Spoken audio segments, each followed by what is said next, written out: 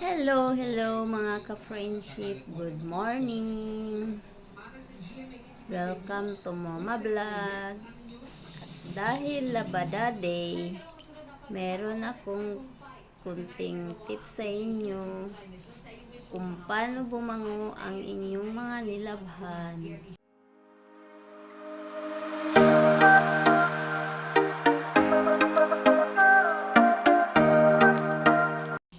Kaya tara mga ka-friendship, samahan nyo ako. See you later! Pause muna natin mga ka-friendship kasi magbabanlaw na ako. Kaya maglalagay tayo dito ng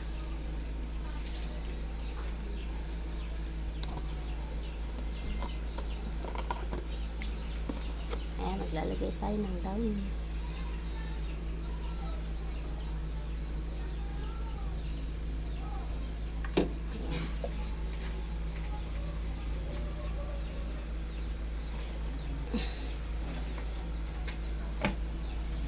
At syempre, lalagyan natin ng suka.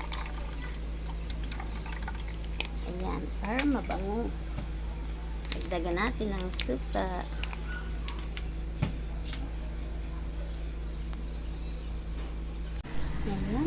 Ayan na mga ka-friendship, simpleng tip ko sa paglalaba. Kaya kung nagustuhan nyo, subukan nyo na mga ka-friendship kasi pag natuyo siya, talagang mabango.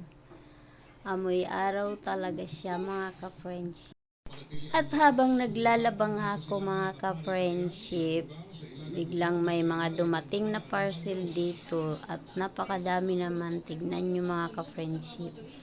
Akala ko pinaprank lang ako ni Kuya Ryder, yung pala sa anak kong si Bunso, kasi magamit niya daw yan sa kanyang motor. Nakakagulat. Tingnan nyo yan mga ka-friendship po.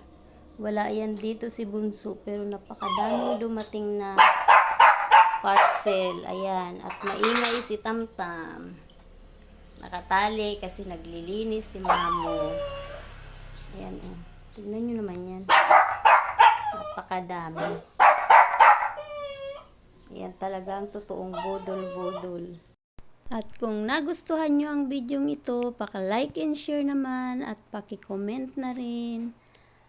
At paki-follow na rin mga ka-friendship. Thank you for watching. Ingat. God bless. And bye-bye.